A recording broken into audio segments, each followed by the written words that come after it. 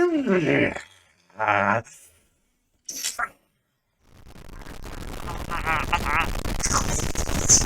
welcome back, all of my beautiful subscribers, and yes, here we are again in this wondrous game, Space Engineers. Now, how did I come up with such a great idea for a ship? Well, let me tell you what I was inspired by. I, your lord, was famously inspired by this product that I work with very closely as a framer. Now, I was looking at this and I was like, well, I mean, if you put a cab there, and then you made this some sort of cargo container, and that a giant fucking engine, this would be a perfect ship. So that is what I have done here. I have taken this very simple nail gun and turned it into a fully functional spaceship in Space Engineers. Of course, there are many ways to go about it, but I wanted to go for some sort of creative cargo ship, and this is what I came up with. So before I do a little bit of a tour of the ship, allow me to show you the process of me building this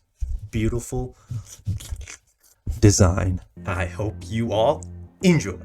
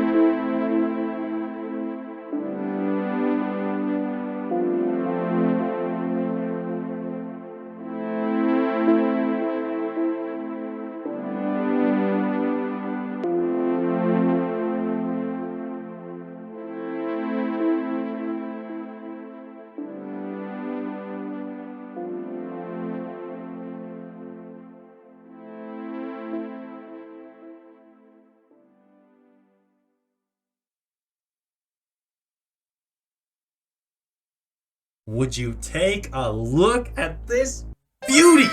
Yes! I did that. Your lord. Still haven't subscribed yet? Oh, you're fucking missing out. So let's just admire this at first. Let's see the full design of the ship. And as you can tell, it still keeps that very specific structure of the nail gun that I was inspired by. But I obviously wanted to change it and make it more like, well, ship-like. So if you notice right in this section here, as you saw in the cinematic, this would be the main cargo storage. Now, as a nail gun, obviously most people may be thinking of a nail gun ship as like some sort of mass driver cannon or something that holds all these like bullets and then it shoots them out, well, the muzzle area. But I wanted to make it a little different. I wanted to change it up and maybe make a cargo ship. So I went with this very basic cargo design. Ideally, you'd have some sort of ship to just grab cargo in and out and place it in here, and you could ship it around the galaxy. Coming over to the handle section of the ship, you'll notice that we have these 4 reverse thrusters. Now, I put these here because I had a hard time kind of fitting them in on the side of this bubbled area. Now, looking at the final design, I could hide it and make it still look somewhat good, but I'm kind of pleased with this. It really brings a use to this handle, and rather than it just being a functioning tube, which it also is. If you look on the bottom, we have a connector and a hinge, and that's essentially replicating the air nozzle when you hook into the nail gun to, you know, pressurize the gun to shoot the nails out. But for this ship, it is just the supplier to the rest of the ship.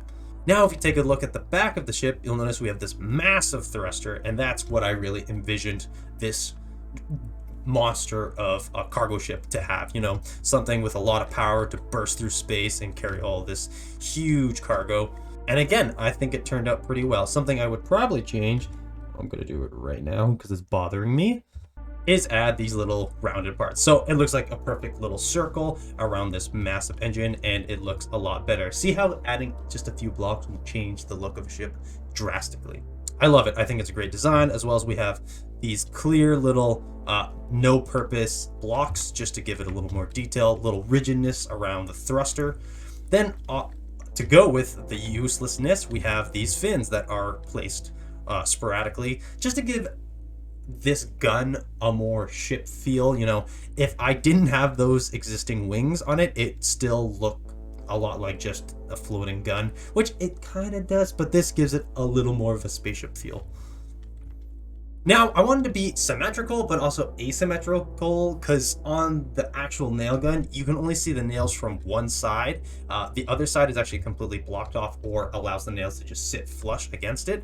So I wanted to have an asymmetrical design to the cab and this loading area. So what I did is I made this bridge, or you could call it a docking bridge, perhaps, where you could stand in this fully encased glass area and look down and you could see all the cargo on this side. Now there's no point to having it on the other side, so what I did instead was put this antenna here, so it's just a comms area. This is, you know, you don't need to be here, you don't need to see this side of the ship, but if you did for any reason, maybe for a collision, we have the actual command seat or the pilot seat, which is up in this area, which gives you full visibility, a total at least 180-degree visibility and a little bit above you, and it's encapsulated and it's protected pretty good. I really like it. I think it adds a lot to the ship and it works so well. Now let's go to the inside of the ship. Very bare minimum, but it's still pretty cool. So if we take a look at the inside here, we have the hangar. Now this hangar is placed right on the side, maybe the midsection of the ship, and this is where the space forklift or transporter, where it could move and change and put the cargo in different areas, or bring the cargo to another station and drop it off, or whatever it needs to do. This is where that little ship would sit in here. I haven't designed one yet, but I have an idea, which also has to do with nail guns. I think you'll like it. Let me know if you want to see that. But you'll notice inside the hangar, we have 2 doors. So let's take a gander at the back. So in the back, we have this very, very simple area. As you can see, we have all of these hydrogen tanks on the side, and then more on the other side. And above, we have all the reactors that power the ship. And we have the gyroscopes on the bottom and this remote control block in the center here. Now I did this in this kind of design because I wanted it to be a little alien-like. Like, it's not a very typical design of a ship that I would normally do, but I wanted to have it like you walk into this area and these are all the areas where most of the important components would be, or this is where the supercomputer is. So obviously you can use this as an autopilot for the ship, but I like the idea of this being like some sort of supercomputer inside the ship to help navigate and control all the subsystems in the ship. And it looks really cool just kind of floating there. Well, it's not floating there, but it's suspended by this tube right here with the thruster right behind it. Now if we go to the other side of the hangar, we'll be in the crew area. So this is where most of the crew would hang out, or will be driving the ship. So if we come up, you'll notice that we have this door in the front and it's an airlock. So if you go down through it, you'll have full access to all of the cargo. So you could fly down, you could check out all the cargo, stay within this rail, and then, you know, once the ship has to move again, you can fly back up and get into the airlock. Now if we come over to this nice structured safe door here, we could go through, and this is the visibility bridge, or the cargo bridge if you so choose. And what I was talking about is that if you're standing here, I just get my character over here, and if you just stand right here, it's like you're floating in space. It's actually pretty cool. I like that. And then you can look down on the very corner and you can see all of the cargo that would be stored on this ship.